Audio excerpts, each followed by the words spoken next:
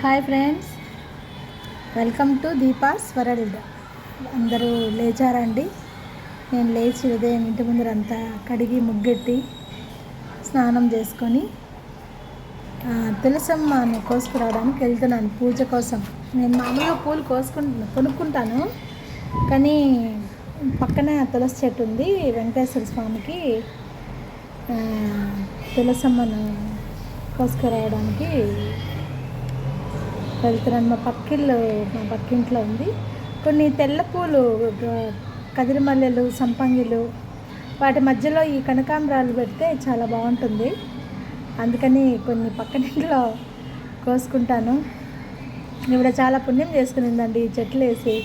ఎందుకంటే దేవుడికి ప్రతి పువ్వు కోరుకుంటుందట కదా, అందమైన అమ్మాయి జడలోనైనా ఉండాలి, లేదా భగవంతుడి పాదాల దగ్గరైనా ఉండాలని.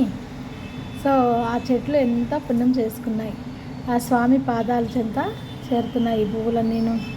అలాగే తులసమ్మ పూజ చేయని తులసి చెట్టు కొన్ని కోసుకుంటుంటా. నేనే కోసేస్తుంటా ఎక్కువ, స్వామివారికి అమ్మవారికి పెట్టడానికి నేనే ఎక్కువ కోసుకొని పెడుతూ ఉంటాను. కోసుకున్నాను ఫ్రెండ్స్. కోసి నేను పూజ చేయడానికి అన్నీ కోసుకొని తీసుకెళ్తున్నాను. కానీ పెద్దలు చెప్తారు, ఒక చెమ్ము నీళ్ళు కూడా పోయకుండా చెట్లో కోసుకునే హక్కు ఉండదని.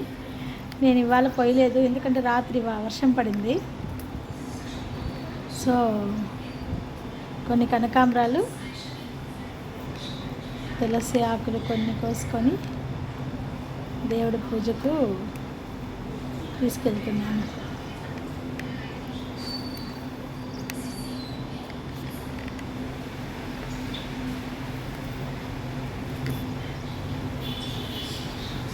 కొంచెమే కోసుకున్నాను.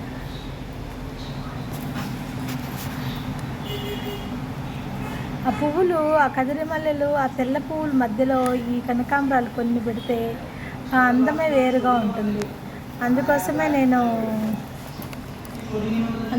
నేను కోసుకొని వెళ్తూ ఉంటాను.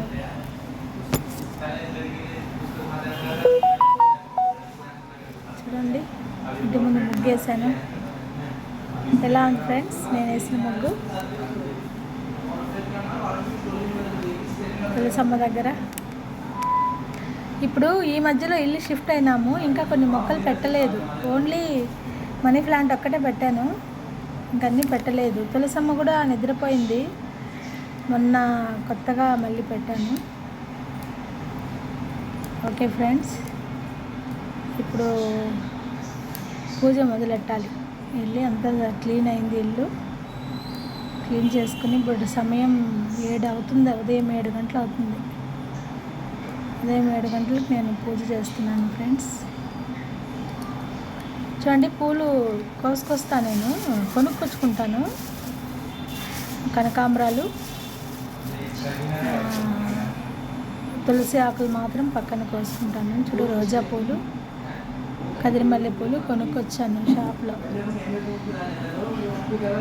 నేను ఎక్కువగా అత్యధికంగా ఏదైనా ఖర్చు చేస్తాను అంటే పూజ కోసమే ఎక్కువ చేస్తాను. నాకంటూ నేను ప్రత్యేకించి ఏది పెట్టుకోను ఫ్రెండ్స్.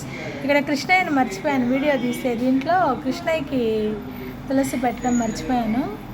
నాకెందుకో ఈయన చూడండి ఎంత స్మైల్ ఇస్తున్నాడు కదా, నాకైతే చాలా సంతోషం వస్తుంది కృష్ణయ్యని చూస్తుంటే. ఆయనకి తులసి ఆకు కొంచెం పెట్టి నమస్కరించుకొని మళ్ళీ పూజకైతే స్టార్ట్ చేస్తున్నాను. చూడండి ఎంతగా నవ్వుతున్నాడో.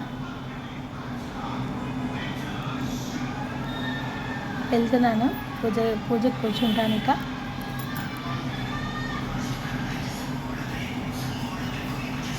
అంతా గజిబిజిగా ఉంది ఫ్రెండ్స్, పూజ రూమ్ అంతా క్లీన్